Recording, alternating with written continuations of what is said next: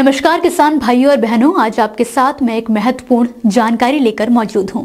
आपने सुना होगा कि डर के आगे जीत है, लेकिन किसान भाइयों के लिए डर के आगे PMFBY है। इस वीडियो में मैं आपको बताऊंगी कि कैसे प्रधानमंत्री फसल बीमा योजना किसानों के लिए राहत का जरिया बनी है और हाल ही में राजस्थान के झुंझुनू जिले में लाखों किसानों को एक साथ मुआवजा राशि भी मिली है। किसान भाइयों, खरीफ की फसलों में लगातार बढ़ती समस्याओं और मौसम परिवर्तन के कारण उत्पादन पर असर पड़ता है। इस सीजन में आगजनी, बाढ़, आंधी तूफान, जल भराव, ओलावृष्टि, फसल का अंकुरण न होना, कीटों का प्रकोप या कटाई के 14 दिन तक कोई अनहोनी घटना, ये सभी कारक फसल को नुकसान पहुंचाते हैं।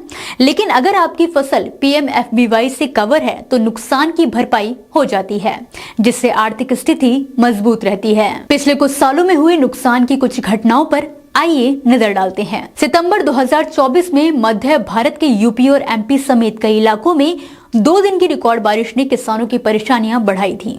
बुंदेलखंड में जहां पहले कम बारिश की चिंता थी, इस 48 घंटे की बारिश ने मूंग, तिल और मूंगफली की फसलों को चौपट कर दिया। धान की फसलों को छोड़कर बाकी दलहन और तिलहन फसलों को भारी नुकसान हुआ। बता दें कि उत्तर प्रदेश में खरीफ सीजन जुलाई से अक्टूबर की मुख्य फसलें धान, बाजरा, मक्का, दालें और मूंग है। वहीं मार्च 2024 में यूपी के कई हिस्सों में बारिश और ओलावृष्टि ने फसलों को नुकसान पहुंचाया। सरकार ने मुआवजा देने के निर्देश भी दिए। अगस्त 2024 में भी सिंधु गंगा के मैदानी इलाकों में कम बारिश से सूखे की स्थिति बनी। जलवायु वैज्ञानिकों के मुताबिक पिछले दशक में दक्षिण पश्चिम मानसून की कमी ने कृषि उत्पादन को प्रभावित किया। अब बात करते हैं PMFBY की।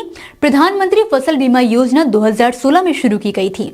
इसका उद्देश्य प्राकृतिक आपदाओं, कीट और बीमारियों से फसल नुकसान पर किसानों को वित्तीय सुरक्षा देना है। ये योजना आपको सस्ते प्रीमियम पर फसल का बीमा देती है। खरीफ फसलों के लिए 2%, रबी फसलों के लिए 1.5% और बागवानी और नकदी फसलों के लिए 5% प्रीमियम है। हाल ही में 11 अगस्त 2025 को 3900 करोड़ की बीमा क्लेम राशि 35 लाख किसानों के बैंक खातों में DBT से पहुंची थी।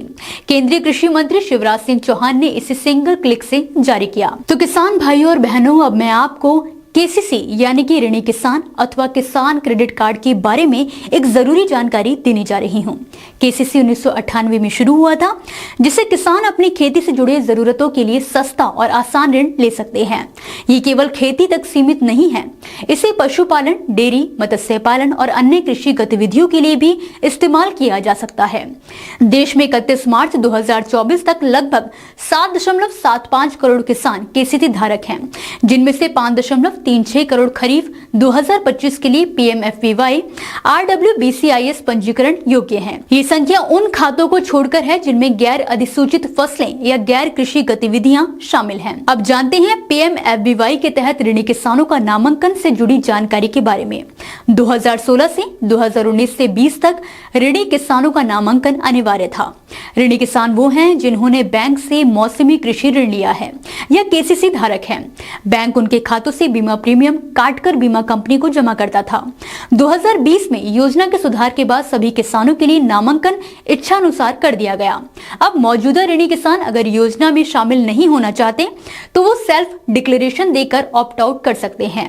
ये घोषणा किसान साल में किसी भी समय संबंधित मौसम के लिए दे सकता है। ऑप्ट आउट की व्यवस्था केवल उसी एक मौसम वर्ष के लिए मान्य होगी जिसके लिए किसान ने घोषणा दी है। किसान अपनी इच्छा बैंक तक पहुंचाने के लिए किसी भी उपलब्ध तरीके का इस्तेमाल कर सकते हैं। बस ये ध्यान रखना होगा कि बैंक को उनकी सहमति समय पर मिल जाए। वहीं बैंक किसी भी किसान को जबरन ऑप्ट आउट नहीं करा सकता।